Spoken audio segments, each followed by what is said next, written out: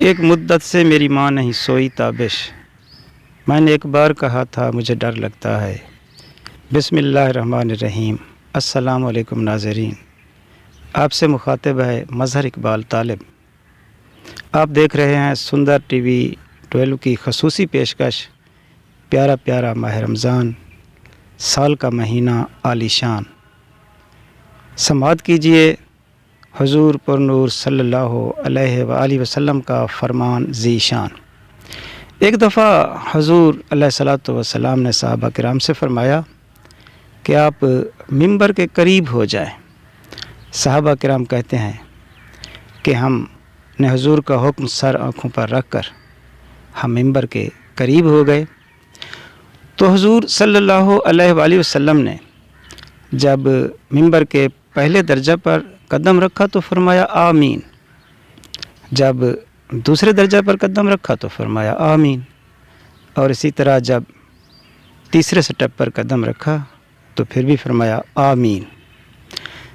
جب حضور صلی اللہ علیہ وآلہ وسلم خطبہ سے فارغ ہو کر نیچے اترے تو ادباً احتراماً صحابہ کرام نے عرض کیا، یا رسول اللہ، آج ہم نے آپ سے ایک ایسی بات سنی جو پہلے کبھی نہیں سنی تھی۔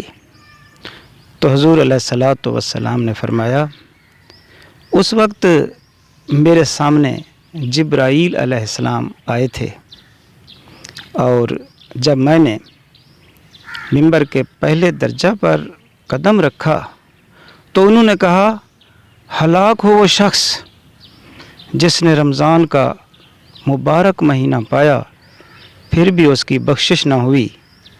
تو میں نے کہا آمین۔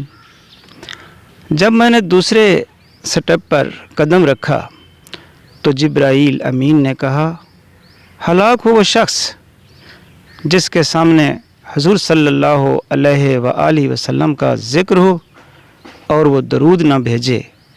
تو حضور پاک فرماتے ہیں کہ میں نے کہا آمین۔ اسی طرح جب آپ صلی اللہ علیہ وآلہ وسلم نے تیسرے درجہ پر قدم رکھا تو جبرائیل امین نے کہا، ہلاک ہو وہ شخص جس کے سامنے اس کے ماں باپ یا ان میں سے کوئی ایک بوڑھا ہو جائے اور وہ اس کو جنت میں داخل نہ کرائیں۔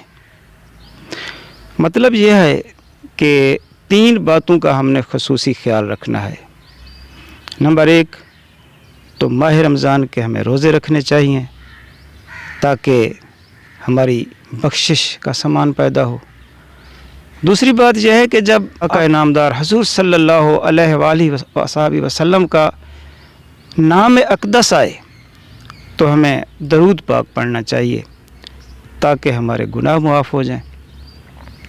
اور تیسری بات یہ ہے کہ ہمیں اپنے والدین کی خدمت کرنی چاہیے، ان کا ادب و احترام کرنا چاہیے تاکہ اس کے بدلے میں اللہ تعالی ہمیں جنت عطا فرمائے۔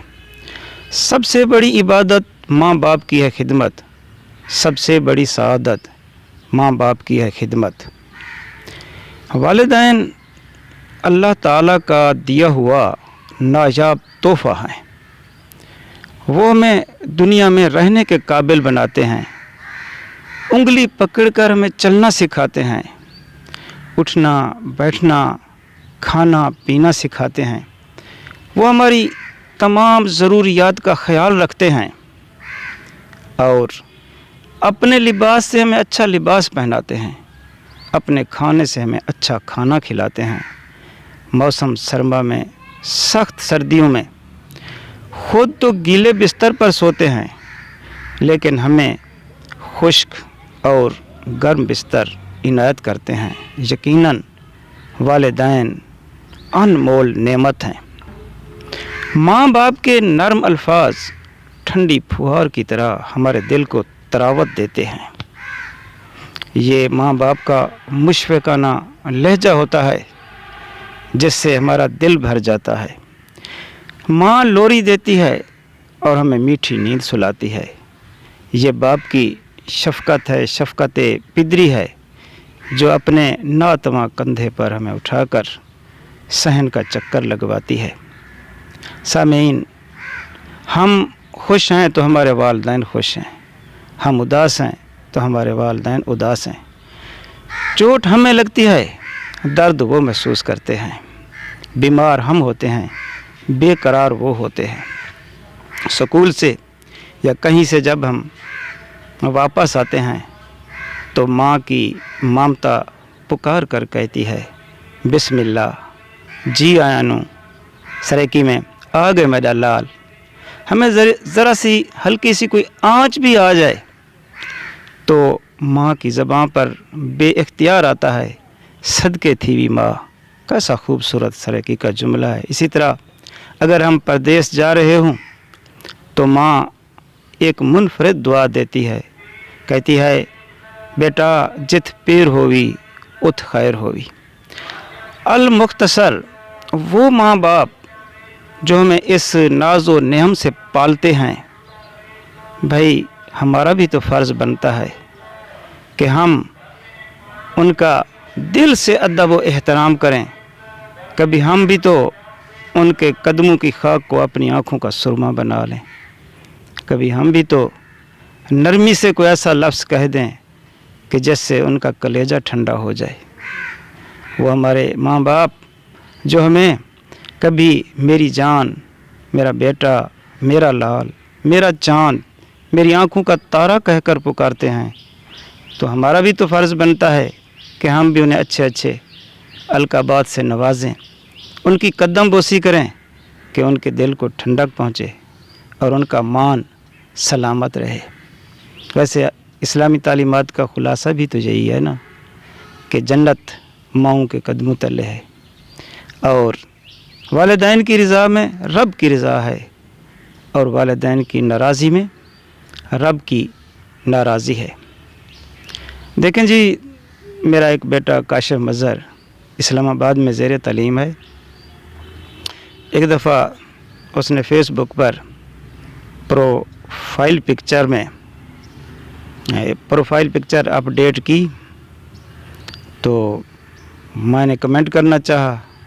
پہلے میں نے لکھا آئی لائک، لیکن میرا کلیجہ ٹھنڈا نہ ہوا، میرا جی چاہتا تھا کہ کچھ زیادہ لکھوں، تو بے اختیار میں لکھتا گیا I like you, not only like you but also love you, not only love you but also pray for you, not only pray for you but also I sacrifice all what I have for you.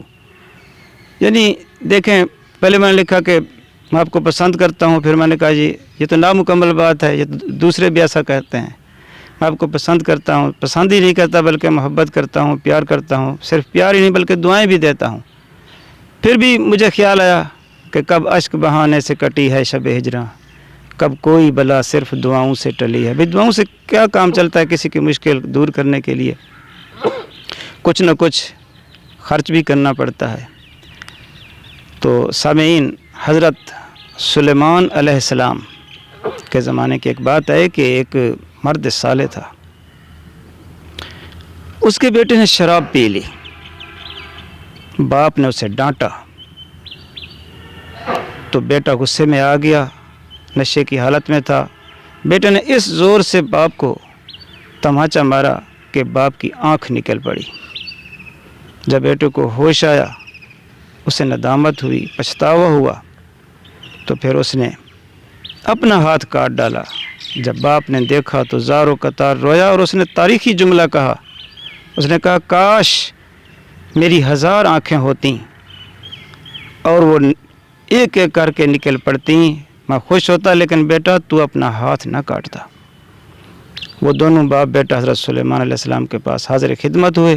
حضرت سلیمان علیہ السلام نے آنکھ اس کی جگہ رکھ دی اور ہاتھ کو اپنی جگہ ملا دیا۔ پھر اللہ تعالیٰ سے دست بدعا ہوئے کہ یا اللہ، باپ کی حرمت اور والدہ کی شفقت کی بدولت ان کو شفا عنایت فرما کر میری عزت رکھ لیجئے۔ اللہ تعالیٰ کے ہاں دعا نے شرف قبولیت پایا اور ان دونوں کو شفا ملی۔ اللہ تعالیٰ ہمیں اپنے ماں باپ کی قدر، عزت و احترام کرنے کی توفیق عطا فرمائے۔ اگر آپ کو یہ باتیں پسند آئی ہیں تو آپ ہمارا چینل سبسکرائب کرنا، لائک کرنا، شیئر کرنا۔ انشاءاللہ ملاقات ہوتی رہے گی۔ والسلام۔